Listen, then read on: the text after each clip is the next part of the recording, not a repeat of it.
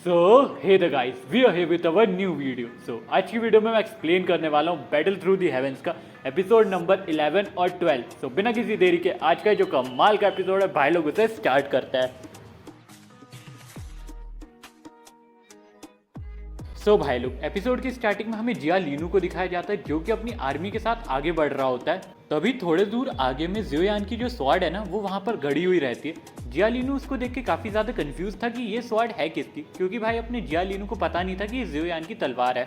वो अपने सैनिकों को ऑर्डर देता है कि सामने से तलवार हटाओ, हमें आगे बढ़ना है। ऑर्डर मिलने के बाद ये जो दो सैनिक है ना ये वहाँ पर जाते और वो स्वॉर्ड को निकालने लग जाते हैं। उसी मोमेंट पे जो सैनिक पीछे खड़े थे ना उन सैनिकों को अपना ज़ियोयान चुपके से निपटा देता है। तभी जिया लीनू को भी समझ में आ जाता है कि ये उसके लिए एक ट्रैप बिछाया गया था और वो उस ट्रैप के अंदर फंस चुका है। तभी वो अपनी आर्चर निकाल के रेडी हो जाता है उस मिस्टीरियस बंदे से फाइट करने के लिए। तभी वहाँ पर अपना ज़ियोयान आ जाता है अपने ओल्ड मैन वाले गेटअप में और उसके साथ फाइट करने के लिए रेडी हो जाता है। स्टार्टिंग में जो अपना जिया लीनू है ना वो अपनी एरोस के साथ अटैक कर रहा होता है, लेकिन ज़ियोयान अपनी स्वॉर्ड की मदद से बड़े इजीली उसके अटैक से बच जाता है। अब ये सब देख के जिया लीनू को काफ़ी ज़्यादा गुस्सा आ गया था, तो जिया लीनू अपना स्पेयर उठाता है और ज़ियोयान के ऊपर अटैक करने के लिए बढ़ रहा होता है। फिर इन दोनों के बीच में एक बहुत तगड़ी फाइट चालू हो जाती है। जिया लीनू अपनी टेक्निक्स का यूज़ करता है, लेकिन जो ज़ियोयान रहता है ना वो उसके मास्टर की वाइट फ्लेम का यूज़ करता है और अपने जिया लीनू को खाई के अंदर फेंक देता है। इस कारण जो जिया लीनू है ना उसकी डेथ हो जाती है। वहीं दूसरी तरफ एक सैनिक ने ये पूरा इंसिडेंट देखा था और वो यहाँ से भाग जाता है। जो अपना ज़ियोयान रहता है ना वो उसे मारने की कोशिश नहीं करता, उसे भागने देता है। फिर यहाँ से सीन शिफ्ट होता है और हमें जियाली के महल का सीन दिखाया जाता है। वो जो सैनिक वहाँ से भागा था ना वो जियाली के महल आ गया था और जियाली को रिपोर्ट देते हुए बताता है हमने जो भी रॉ मटेरियल्स खरीदा था ना वो पूरी तरीके से डिस्ट्रॉय हो चुका है और जो जिया लीनू है ना वो मर चुका है। ये चीज़ को सुन के जो अपने जियाली अंकल है ना वो काफ़ी ज़्यादा गुस्से में आ जाते हैं। वो अपने सैनिक से पूछते कि तुमने उस बंदे का हुलिया देखा था क्या जिसने हमारे ऊपर अटैक किया था। वो सैनिक बोलता है महाराज मैं उसका फेस तो नहीं देख पाया, लेकिन मुझे ये पता है कि वो बंदा लड़ने के लिए व्हाइट कलर की फ्लेम का यूज़ कर रहा था। तभी अपने लाओ भैया बोलते हैं पिताजी व्हाइट कलर की फ्लेम तो ज़ियोयान भी यूज़ करता है, तो शायद तक कि वो बंदा ज़ियोयान हो सकता है। लेकिन जो जियाली अंकल होते हैं ना वो इस बात से इनकार कर देते कि ज़ियोयान इतना ज़्यादा स्ट्रांग नहीं हो सकता कि वो जिया लीनू को हरा दे। तभी लाओ अपने फादर को बोलता है पिताजी आप एक चीज़ भूल रहे, ज़ियोयान के पास एक बहुत पावरफुल एल्केमिस्ट है जो उसकी हेल्प कर सकता है इस फाइट में। जियाली अंकल अपने बेटे से बोलते हैं अभी के लिए हमें ज़ियोयान को छोड़ना होगा। अभी जो हमारा प्राइमरी फोकस होना चाहिए वो इस चीज़ पे होना चाहिए कि हम हमारा कर्ज किस तरीके से चुकाएं। मुझे लगता है हमें हमारे मार्केट को सीक्रेटली बेचना होगा, तभी हम कर्ज चुका सकते हैं। जो अपने जियाली अंकल है ना वो अपने बेटे को ऑर्डर देते कि जो हमारा फैमिली मार्केट है ना तुम उसे सेल पे लगा दो और उसको बेच के जितने पैसे हमें मिलेंगे ना उससे हम हमारा जो कर्ज है उसे चुका देंगे। अब यहाँ से हमें जान जियो और अपने ज़ियोयान को दिखाया जाता है। यहाँ पर जो अपने जान जियो थे ना वो काफ़ी ज़्यादा इम्प्रेस थे और काफ़ी ज़्यादा प्राउड फील कर रहे थे जो काम अपने ज़ियोयान ने किया था। उस मोमेंट पे जो अपना ज़ियोयान रहता है ना उसके फेस के ऊपर टेंशन साफ साफ विजिबल थी और ये चीज़ अपने जान जियो अंकल ने भी नोटिस कर ली थी। वो उसके बेटे से पूछते कि तुम मुझे खुल के बता सकते हो सारी चीज़ें। ज़ियोयान बोलता है पिताजी वो जो ओल्ड मास्टर है ना वो मुझे अपना स्टूडेंट बनाना चाहते, लेकिन स्टूडेंट बनाने के लिए उनने मेरे सामने कंडीशन रखी है। कंडीशन ये है कि मुझे थोड़े समय के लिए अपना घर छोड़ना होगा और जंगलों में जाके उनके साथ प्रैक्टिस करनी होगी। ये चीज़ पे जो अपने जान जियो है ना वो एग्री कर जाते हैं। वो अपने बेटे को बोलते हैं बेटा ओल्ड मास्टर की हमारी फैमिली के ऊपर काफ़ी ज़्यादा उपकार है और अगर उनने तुम्हें शिष्य के रूप में स्वीकार किया है ना तो ये हमारी फैमिली के लिए बहुत बड़ी बात है। अगर वो तुम्हें अपने साथ ले जाना चाहते और कुछ सिखाना चाहते तो मैं तुम्हें बिल्कुल मना नहीं करूँगा। मैं उल्टा तुम्हें ये बोलूँगा कि तुम्हें उनके साथ जाना चाहिए और उनके साथ चीज़ें सीखनी चाहिए। और वैसे भी ज़ियोयान हमारी जो फैमिली का भविष्य है ना अब वो तुम्हारे ऊपर डिपेंड है। तो ये सब सुन के जो अपना ज़ियोयान है ना वो काफ़ी ज़्यादा मोटिवेटेड हो जाता है और इतना बोलने के बाद जो अपने जान जियो रहते हैं ना वो वहाँ से चले जाते हैं। अब थोड़े समय के बाद यहाँ पर आ जाती है अपनी जूनर ज़ियोयान के पास आती है और उसे बोलती है कि तुम्हें पता चला है क्या कि नान एकेडमी जो है ना उनके जो न्यू एडमिशन है वो स्टार्ट हो चुके हैं और मैं चाहती हूँ कि तुम मेरे साथ उस एकेडमी के अंदर एडमिशन लो। ज़ियोयान उसे बोलता है कि अभी मुझे थोड़ा सा टाइम चाहिए इस चीज़ के बारे में सोचने के लिए, मैं तुम्हें सोच के बताता हूँ कल तक। अब यहाँ से सीन शिफ्ट होकर हमें ज़ियोयान के रूम का सीन दिखाया जाता है जहाँ पर जो अपना ज़ियोयान रहता है ना वो अपने रूम के अंदर बैठ के पिल को रिफाइन कर रहा होता है। पिल को पूरी तरीके से रिफाइन करने के बाद जो अपना ज़ियोयान है ना वो अपने मास्टर की तरफ देखता है और उन्हें बोलता है कि पिल रिफाइन करना सच में बहुत मुश्किल काम होता है, लेकिन इसमें मज़ा काफ़ी ज़्यादा आता है। मैं तो उस मौके का इंतजार कर रहा हूँ जब मेरा लेवल बढ़ जाएगा और मैं और ज्यादा पावरफुल पिल्स को रिफाइन कर पाऊंगा। सो ये चीज को सुन के जो अपने याव लाव रहते हैं ना, वो अपने मन के अंदर काफी ज्यादा खुश हो रहे थे। वो सोचते कि इस बार मैंने सही लड़के को चुना अपने स्टूडेंट के रूप में। अब यहाँ से भी सीन शिफ्ट हो जाता है और हमें जियाली अंकल के महल का सीन दिखाया जाता है, जहाँ पर जो सैनिक रहते हैं ना, वो अपने जियाली को रिपोर्ट देते हुए बताते कि आपके ऑर्डर के अनुसार हमने हमारे जो 2 मार्केट थे ना, उन्हें बेच दिया है। लेकिन उन दोनों जो मार्केट है ना, उन्हें खरीदने वाली जो फैमिली है वो है जियो फैमिली। और जो हम दूसरे शहर से शॉपकीपर्स को लेकर आए थे ना, उन लोगों ने भी हमारा साथ छोड़ दिया और हमें इस हालत में छोड़ के चले गए। इतनी सारी बुरी चीज़ों को सुन के जो अपने जियाली अंकल है ना, उनकी हालत खराब हो जाती है और वो खून की उल्टी कर देते हैं। अब हमें नेक्स्ट मॉर्निंग का सीन दिखाया जाता है। जो जियायान एकेडमी होती है ना, उसके एडमिशन ओपन हो गए थे। जो सारे के सारे स्टूडेंट्स थे ना, वो कैंपस के अंदर जमा हो चुके थे। तभी वहाँ पर एक आदमी आ जाता है और वो उन सारे स्टूडेंट्स की तरफ देखता है और उन्हें बोलता है कि अगर तुम्हें जियायान एकेडमी के अंदर एडमिशन लेना है ना, तो तुम्हें हमारा जो टेस्ट है उसे पास करना होगा। तभी वो एक क्रिस्टल को बाहर निकालता है और बोलता है, तुम सारे स्टूडेंट एक एक करके स्टेज के ऊपर आओगे, फिर तुम लोग ये क्रिस्टल को छूओगे। अगर तुम लोगों का जो लेवल है वो लेवल 8 से ज़्यादा रहेगा तो ये क्रिस्टल काफ़ी ज़्यादा शाइन करेगा। लेकिन अगर तुम लोगों का लेवल कम रहा तो ये क्रिस्टल कम शाइन करेगा। और अगर तुम्हें स्कूल के अंदर एडमिशन चाहिए तो तुम्हारा जो लेवल होना चाहिए ना, वो लेवल 8 से ज़्यादा होना चाहिए। अब सारे स्टूडेंट एक एक करके उस क्रिस्टल को टच करने जाते हैं। सबसे पहले अपनी जूनियर जाती है, उसके टाइम में वो क्रिस्टल शाइन करता है। फिर निंग जाता है, निंग के टाइम में भी वो क्रिस्टल शाइन होता है और वो दोनों पास हो जाते हैं। इसके बाद नंबर आता है अपने ज़ोयान का। ज़ोयान वहाँ पर जाता है और इस क्रिस्टल को टच करता है। उसके टच करने के बाद वो जो क्रिस्टल रहता है ना, वो कुछ ज़्यादा ही शाइन कर जाता है। अब जिन भी लोगों ने ये जो टेस्ट है उसे पास कर लिया था ना, उन्हें एकेडमी के अंदर बुला लिया जाता है। फिर हमें इंट्रोड्यूस किया जाता है इस एकेडमी के एक प्रोफेसर से, जिसका नाम होता है रोलिन। तभी रोलिन बोलती है, मेरा नाम रोलिन है और मैं तुम सारे बच्चों का स्वागत करना चाहती हूँ जियायान एकेडमी के अंदर, और मैं इस एकेडमी की एक प्रोफेसर हूँ। अब जबकि तुम लोग इस एकेडमी के अंदर आ गए हो, तो अब मैं तुम्हें इस एकेडमी के थोड़े रूल्स बता देती हूँ। रूल नंबर 1 ये है कि यहाँ पर जितने भी स्टूडेंट अभी प्रेजेंट है ना, उन सारे स्टूडेंट्स को डिवाइड कर दिया जाएगा डिफरेंट ग्रुप्स के अंदर। ग्रुप्स डिवीजन का जो बेसिस रहेगा ना, वो रहेगा पावर के ऊपर। यानी कि जिसके पास ज्यादा डू की पावर रहेंगी ना, वो ज्यादा ऊपर वाली ग्रुप में रहेगा। जैसे कि अगर कोई बंदा डू प्रैक्टिशनर के एकदम टॉप लेवल पे, तो उसे ए ग्रुप मिलेंगी। अगर कोई बंदा मिड लेवल पे, तो उसे बी ग्रुप मिलेंगी। और अगर कोई बंदा लो लेवल पे, तो उसे सी ग्रुप मिलेंगी। ऐसे करते करते हम ग्रुप डिवाइड करेंगे सबके बीच में। अब जो रोलिन है ना, वो अपनी जूनियर से पूछती है कि तुम्हारा लेवल कितना है। जूनियर उसे बताती है, मैं डू प्रैक्टिशनर के 6th लेवल पर हूँ। ये सुन के रोलिन को समझ आ जाता है कि जूनियर काफी ज्यादा पावरफुल है। वो जूनियर को बोलती है, ऐसा लगता है कि इस साल की जो टॉप स्टूडेंट है ना, वो तुम ही रहोगी। लेकिन जो जूनियर रहती है ना, वो इसकी ये बात काट देती है। वो बोलती है, मैंने 16 साल तक कल्टीवेशन करी, तब जाके मैं 6 स्टार लेवल तक पहुंची हूँ। लेकिन ज़ियोयान ने सिर्फ 1.5 साल के अंदर ही अपना लेवल अप कर लिया था। असलियत में जो ज़ियोयान है ना, वो मुझसे हद से ज्यादा पावरफुल है।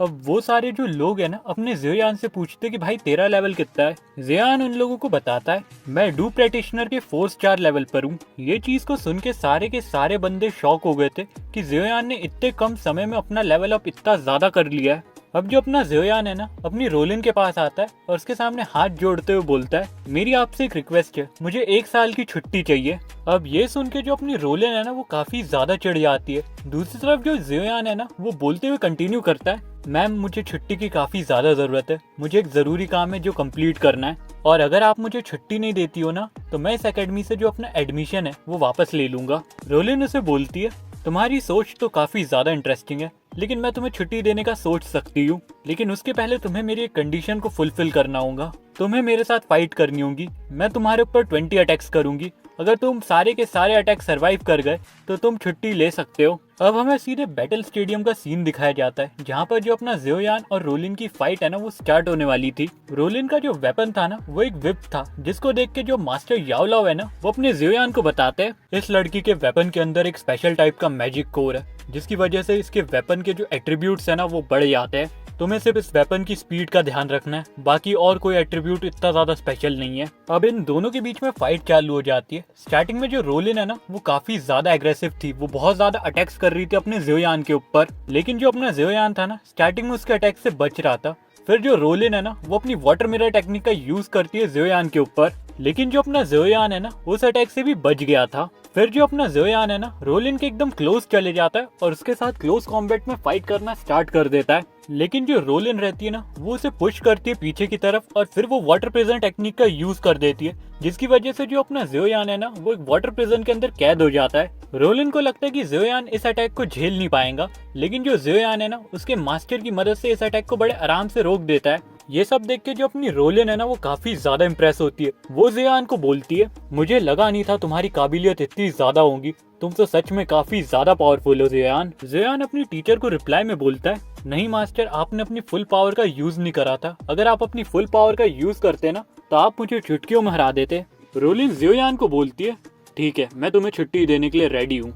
और बाकी स्टूडेंट को मैं ये बोलना चाहती हूँ कि 7 दिन बाद तुम्हारे स्कूल ओपन होने वाले हैं, सो मैं ये चाहूंगी तुम लोगों से कि तुम अपने स्कूल के पहले दिन लेट मत होना, सब लोग टाइम पर आना। अब ज़ोयान रोलिन से बोलता है कि अभी 7 दिन के लिए आप फ्री हो ना, अगर आप फ्री होंगे ना तो आप हमारे क्रो सिटी में आइए। हमारी क्रो सिटी के जो मेहमान नवाजी है ना वो काफी ज्यादा अच्छी है, आपको काफी ज्यादा अच्छा लगेगा हमारी क्रो सिटी में आके।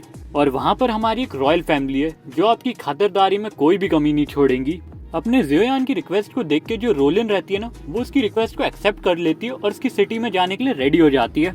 अब यहाँ से सीन शिफ्ट हो जाता है और हमें क्रो सिटी का सीन दिखाया जाता है, जहाँ पर जो अपनी रोलिन है ना वो अपनी पूरी एकेडमी के साथ जियो फैमिली का जो दौरा है ना वो करने आई थी। इन सारी चीजों को देख के जो अपने जान जियो है ना वो काफी ज्यादा खुश होते। वो अपने ज़ोयान को बोलते, तुम्हारी वजह से जो जियो फैमिली है ना वो वापस अपने पैरों के ऊपर खड़ी हो रही है। ज़ोयान अपने फादर को बताता है जो नान एकेडमी है ना उसका स्टेटस काफी ज्यादा ऊंचा है, यहाँ तक कि जो नालंग का यूनिलैंड सेक्ट है ना वो भी नान एकेडमी से टकराने से डरता है। अगर एक बार हमें नान एकेडमी का समर्थन मिल जाए ना तो हम यूनिलैंड सेक्ट को भी उखाड़ के फेंक सकते हैं, फिर आसपास के जितने भी सेक्ट्स है ना वो हमसे लड़ने से काफी ज्यादा डरेंगे। अब वहाँ पर एक अननोन पर्सन भी होता है जो कि पूरी तरीके से अपनी बॉडी को कवर करके वहाँ पर खड़ा था। अपना जो ज़ोयान रहता है ना उस पर्सन को नोटिस कर लेता है, लेकिन थोड़ी देर के बाद वो जो पर्सन है ना वो वहाँ से गायब हो जाता है, यानी कि वहाँ से चला जाता है। ज़ोयान भी इस चीज को इग्नोर कर देता है। तभी जो अपना ज़ोयान है ना उसके पास अपनी जूनर आ जाती है। जूनर अपने ज़ोयान के साथ काफी ज्यादा फ्रेंडली हो रही थी, जिसको देख के जो अपने जान जियो है ना वो नाखुश रहते हैं। वो एकदम कोल्ड अंदाज में अपनी जूनर को बोलते कि अभी मुझे ज़ोयान के साथ थोड़ी बातें करनी है तो तुम यहाँ से चली जाओ। अपनी जो जूनर है ना वहाँ से निराश होकर चली जाती है। जान जियो ज़ोयान से पूछते कि तुम्हारे और जूनर के बीच में क्या चल रहा है, वो मुझे खुल के बताओ। ज़ोयान अपने फादर को बताता है कि मैं जूनर को पसंद करता हूँ और मैं उसके साथ शादी करना चाहता हूँ। अभी तक अपना भाई सही से बड़ा नहीं हुआ और शादी करने के सपने देख रहा है। जान जियो उसे बोलते, ज़ोयान तुम और जूनर साथ में नहीं रह सकते हो, और इसका कारण ये है, जूनर के जो फादर है ना उन्होंने मुझे जूनर को काफी छोटी उम्र में सौंप दिया था, और इस चीज का कारण ये था कि उनकी फैमिली के अंदर काफी ज्यादा पॉलिटिक्स चल रहे थे और वो इन सारी चीजों से जूनर को दूर रखना चाहते थे, जिस कारण जो जूनर की देखभाल की जिम्मेदारी है ना उन्होंने मुझे सौंप दी थी। और वैसे भी जूनर काफी ज्यादा मिस्टीरियस गर्ल है, तो उसके साथ तुम्हारी शादी होना काफी ज्यादा मुश्किल है। सो ये सारी चीजों को सुन के जो अपना ज़ोयान है ना वो काफी ज्यादा निराश हो जाता है। अब यहाँ से सीन शिफ्ट हो जाता है और हमें जियाली अंकल के महल का सीन दिखाया जाता है, जहाँ पर वो जो अननोन पर्सन अपने ज़ोयान के साइड में खड़ा था ना वो भी वहाँ पर था। ये जो अपना अननोन पर्सन है ना ये अपने शियोशी का मास्टर था। यहाँ पर जो अपने जियाली अंकल है ना वो पूरी तरीके से उस आदमी को भड़का रहे होते कि तुम्हें ज़ोयान की फैमिली से बदला लेना चाहिए, उसने तुम्हारे स्टूडेंट की जान ली है। लेकिन वो जो मास्टर है ना वो अपने जियाली अंकल को रिप्लाई में बोलता है, शुरुआत में मैं बदला लेने के बारे में सोच भी सकता था, लेकिन अब मैं उससे बदला नहीं ले सकता। जियो फैमिली के पास नान एकेडमी का समर्थन है और जब तक नान एकेडमी उनको सपोर्ट कर रही है ना मैं उनसे बदला लेने के बारे में सोच भी नहीं सकता। और शियोशी मेरा कोई इतना खास स्टूडेंट नहीं था जिसके लिए मैं अपनी जान जोखिम में डालूं, और मैं तुम्हें भी यही सलाह दूंगा कि जियो फैमिली से टकराना छोड़ दो। और इतना बोलने के साथ ही वो जो मास्टर है ना वो वहाँ से चले जाते हैं। अब यहाँ से सीन शिफ्ट हो जाता है और हमें ज़ोयान को दिखाया जाता है जो कि एक पार्क के अंदर घूम रहा होता है। तभी उसके पास एक सैनिक आता है और उसे एक मैसेज देता है। ज़ोयान जैसे ही उस मैसेज को ओपन करता है ना उसके अंदर से उसे लिटिल फेरी डॉक्टर की वो जो इयरिंग है ना वो मिलती है और एक नोट मिलता है। नोट में लिखा ये होता है कि जो अपना लिटिल फेरी डॉक्टर है ना उसे मूली ने बंदी बना लिया है और अगर ज़ोयान को उसे बचाना है ना तो उसे आना होगा मूली के पास। वहाँ पर अपनी याफे भी बैठी होती है और याफे अपने ज़ोयान से पूछती है कि कोई प्रॉब्लम है क्या, अगर तुम्हारी कोई प्रॉब्लम है तो तुम मुझे बता सकते हो। ज़ोयान उसे बताता है कि मेरी जो दोस्त है ना वो खतरे में है और मुझे उसे बचाने जाना पड़ेगा। याफे उससे पूछती है कि तुम्हारी ये जो दोस्त है वो तुम्हारी गर्लफ्रेंड है क्या। ज़ोयान बोलता है नहीं, वो बस मेरी एक अच्छी दोस्त है और मैं उसे बचाने जा रहा हूँ। फिर वो वहाँ से निकल जाता है। अब जो याफे है ना वो बोलती है जूनर तुम बाहर आ सकती हो, तुम्हें छुपने की कोई जरूरत नहीं है। तुम्हें मेरे और ज़ियोयान के बारे में कुछ गलत सोचने की कोई जरूरत नहीं है। हम दोनों सिर्फ बिजनेस पार्टनर्स हैं। उसके अलावा हम दोनों के बीच में कोई और रिश्ता नहीं है। और मैं तुम्हें एक सलाह दूंगी कि अभी जाओ और ज़ियोयान से मिल लो, क्योंकि वो ये शहर छोड़ के जा रहा है। दूसरी तरफ जो अपना ज़ियोयान है ना, वो काफी ज्यादा तेजी के साथ भाग रहा होता है, क्योंकि उसे अपनी लिटिल फेरी डॉक्टर को बचाना था। तभी उसके रास्ते में अपने जियाली अंकल आ जाते और वो काफी ज्यादा गुस्से में थे। वो अपने ज़ियोयान के ऊपर अटैक कर रहे थे कंटिन्यूअसली। उनके कंटिन्यूअस अटैक करने के कारण जो अपना ज़ियोयान है ना, वो पुल से गिरने लग जाता है। तो जो अपने जियाली अंकल है ना, वो उसका गला पकड़ लेते हैं और उसको पुल से नीचे फेंकने वाले होते हैं। तभी होता ये कि पीछे से जूनर आ जाती है और जूनर जो अपनी मेडिकल स्वॉर्ड है ना, वो अपने जियाली अंकल के आर पार कर देती है, जिसकी वजह से जो अपने जियाली अंकल है ना, वो वहीं पर मर जाते हैं। लेकिन जो अपना ज़ियोयान है ना, वो नीचे गिर रहा होता है, तो जूनर उसको भी पकड़ लेती है और उसके साथ गले मिलते हुए नीचे की तरफ गिर रही होती है। उस मोमेंट पे जो अपनी जूनर है ना, उसे कुछ क्यूट मोमेंट्स याद आ रहे थे जो उसने ज़ियोयान के साथ बिताए थे। तभी जो अपना ज़ियोयान है ना, वो अपनी ईगल विंग टेक्निक का यूज करता है और जूनर को वहां से बचा के निकाल लेता है। उन दोनों ने एक दूसरे को बचाया था, सो वो दोनों एक दूसरे को एक्सेप्ट कर लेते हैं। अब यहाँ से सीन शिफ्ट हो जाता है और हमें नालंग को दिखाया जाता है, जिसके पास एक क्रो आता है और उसे मैसेज देता है कि जो अपना ज़ियोयान है ना, वो अपने 2 प्रैक्टिशनर के 5 लेवल तक पहुंच चुका है। अब यहाँ से सीन शिफ्ट हो जाता है, हमें वापस से जूनर और ज़ियोयान को दिखाया जाता है, जहाँ पर जो अपना ज़ियोयान है ना, उसने जूनर को एक पहाड़ के ऊपर उतार दिया था और वो उससे बोलते हैं कि तुम यहाँ से वापस घर चले जाओ और मुझे एक जरूरी काम है, मुझे मेरी दोस्त को बचाना है। जूनर उससे बोलती है तुम्हारी ये जो दोस्त है वो तुम्हारी गर्लफ्रेंड तो नहीं? ज़ियोयान बोलता है ऐसी कोई बात नहीं है, वो बस मेरी एक अच्छी दोस्त है और मुझे उसकी जान बचानी है। और इतना बोलने के साथ ही जो अपना ज़ियोयान है ना, वहाँ से उड़ के चले जाता है। दूसरी तरफ जो जूनर रहती है ना, वो अपने मन के अंदर सोच रही होती है कि मैं तुम्हारा इंतजार करूंगी ज़ियोयान। So with this guys, we have completed अब episode number 11 and 12 of Battle Through the Heavens। So भाई लोग, एपिसोड कैसा लगा आप लोग लाइक शेयर सब्सक्राइब करके बताइएगा। वीडियो में अगर कोई भी कमी होगी तो कमेंट कर दीजिएगा। मैं मिलता हूँ आप लोगों से अगली वीडियो में। और भाई लोग, इसी के साथ जो अपन ने बैटल थ्रू द हेवेंस है ना, उसका सीजन 1 कंप्लीट कर लिया है। सो अब मैं मिलता हूँ तुम लोगों से अगली वीडियो में। अपना ख्याल रखना, अपनी फैमिली का ख्याल रखना। Take care and good bye. Bye bye भाई लोग।